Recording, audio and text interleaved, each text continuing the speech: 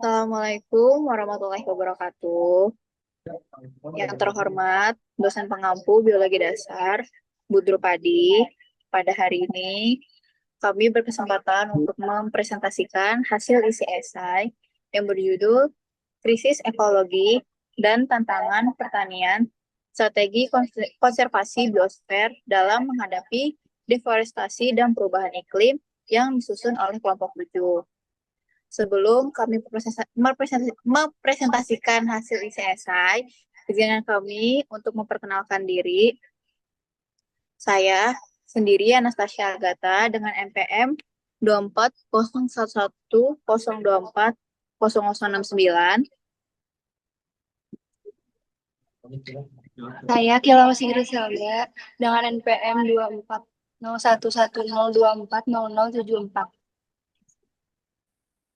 Saya Muhammad Zabil Salim dengan NPM 24010240091. Saya Maura Diren dengan NPM 240110240094. Saya Salsabila Mevia dengan NPM 240110240095.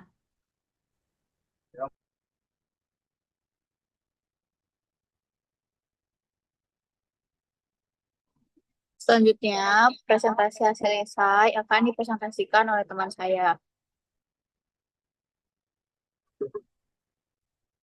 Yang pertama, pendahuluan. Perubahan global seperti perubahan iklim, deforestasi, dan kepunahan keanekaragaman hayati merupakan isu yang saling berkaitan dan berdampak besar terhadap keseimbangan ekosistem. Dalam menghadapi tantangan ini, biologi konservasi berperan penting dalam merancang strategi pelestarian alam dan mengurangi dampak negatif aktivitas manusia. Contoh nyata dari krisis lingkungan adalah menyusutnya hutan tropis akibat ekspansi industri yang memperburuk krisis iklim dan mengancam spesies endemik.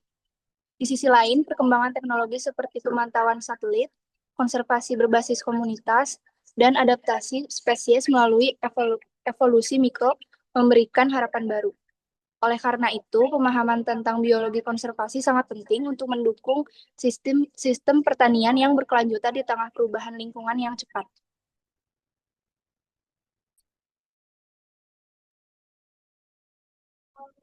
Dampak deforestasi dan perubahan iklim terhadap sistem pertanian. Deforestasi dan perubahan iklim merupakan dua tantangan utama dalam pengelolaan lingkungan yang berdampak langsung pada sektor pertanian. Di Indonesia, konservasi hutan alam menjadi lahan pertanian menyebabkan hilangnya ratusan ribu hektar hutan primer setiap tahunnya, yang memperburuk emisi karbon, mengganggu iklim mikro, dan merusak habitat alami. Perubahan iklim seperti El Nino serta fluktuasi curah hujan turut mengganggu pola tanam dan menurunkan produktivitas pertanian.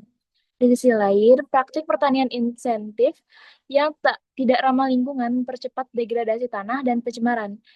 Ketika sistem pertanian gagal beradaptasi terhadap krisis ekologi, ketahanan pangan nasional pun ikut tercemar. Selanjutnya ada konsep biologi konservasi dalam menghadapi krisis ekologi. Biologi konservasi merupakan cabang ilmu yang berfokus pada perlindungan keanekaragaman hayati dan pemulihan ekosistem yang rusak, dengan biosfer sebagai sistem kehidupan global yang terhubung antara komponen biotik dan abiotik. Dalam konteks pertanian, strategi konservasi in situ seperti agroforestry terbukti mampu meningkatkan kesuburan tanah, menstabilkan iklim mikro, dan mendukung keberadaan fauna penyerbuk. Sementara itu, konservasi ex situ seperti bank benih dan pelestarian plasma nutfah menjadi kunci dalam menjaga sumber daya genetik tanaman. Lalu yang selanjutnya ada tantangan pertanian di tengah krisis ekologi. Yang pertama, degradasi lahan dan infrastruktur yang terbatas.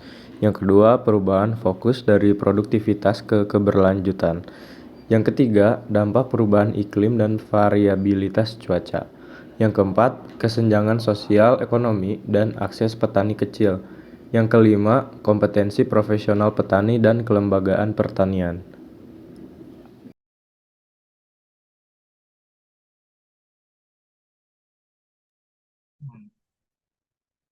Selanjutnya, strategi solutif untuk konservasi biosfer dalam teknik pertanian. Yang pertama, agroforestry sebagai zona penyangga dengan menanam pohon multipurpose bersama tanaman pangan.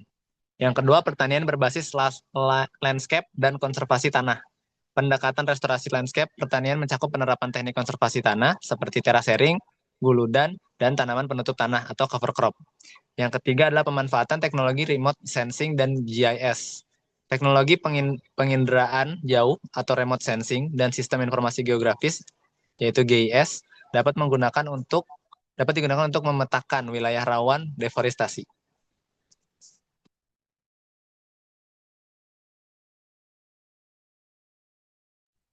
Nah, yang keempat, kebijakan dan pendidikan berbasis ekologi. Usulan ini menekankan pentingnya kebijakan pertanian yang berorientasi pada konservasi.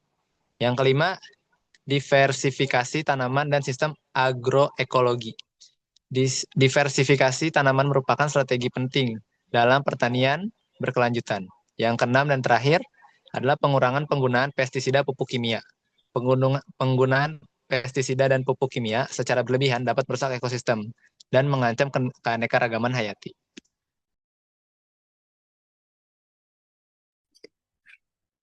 Cukup sekian presentasi hasil saya yang bisa kami sampaikan dan dapat kami simpulkan bahwa krisis ekologi telah mengancam keberlanjutan sektor pertanian di Indonesia. Pendekatan biologi konservasi menjadi kunci dalam menjaga keseimbangan alam sekaligus meningkatkan ketahanan sistem pertanian.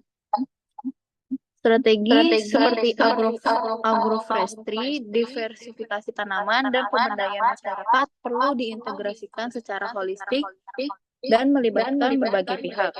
Kolaborasi lintas sektor menjadi fondasi penting untuk mewujudkan pertanian yang tangguh, adil, dan berkelanjutan di tengah perubahan global. Ini daftar pustaka yang kami pakai untuk mengerjakan esai biologi ini. Mungkin cukup sekian presentasi hasil esai yang bisa kami sampaikan. Kurangnya mohon maaf. Sekian, terima kasih. Wassalamualaikum warahmatullahi wabarakatuh.